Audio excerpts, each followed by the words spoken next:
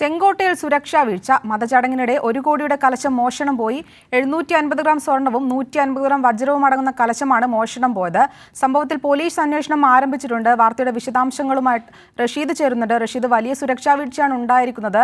1 കോടിയുടെ കലശമാണ് മോഷണം പോയിരിക്കുന്നത്. ഇപ്പോൾ നിലവിൽ പോലീസ് അന്വേഷണം ആരംഭിച്ചിട്ടുണ്ടെന്നാണ് മനസ്സിലാക്കാൻ സാധിക്കുന്നത്. എന്തൊക്കെയാണ് കൂടുതൽ വിശദാംശങ്ങൾ?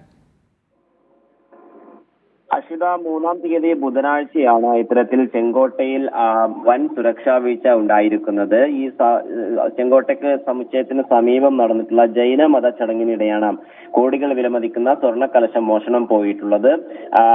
അതായത് ഓഗസ്റ്റ് 15 മുതൽ സെപ്റ്റംബർ 9 വരെ ഈ മേഖലയിൽ ദശലക്ഷൻ മഹാപർബ് എന്ന ഒരു ചടങ്ങ് നടക്കുകയാണ്. ഈ ചടങ്ങിനായി നിരവധി ആളുകളാണ് ദിനം പ്രതി ഈ മേഖലകളിലേക്ക് എത്തുന്നത്. എന്തായാലും ജൈന പുരോഹിതന്റെ വേഷം ധരിച്ച ആണ് പ്രതി എന്നുള്ളത് പോലീസ് കണ്ടെത്തുകയും CCTV ദൃശ്യങ്ങളടക്കം പങ്കുവെക്കുകയും ചെയ്തിട്ടുണ്ട്. 750 ഗ്രാം സ്വർണവും അതോടൊപ്പം 150 ഗ്രാം വജ്ര ആഭരണങ്ങളും അടങ്ങുന്ന കലശമാണ് ഇപ്പോൾ നഷ്ടപ്പെട്ടിരിക്കുന്നത് എന്നുള്ളതാണ് പോലീസ് വ്യക്തമാക്കുകയും ചെയ്തിട്ടുള്ളത്.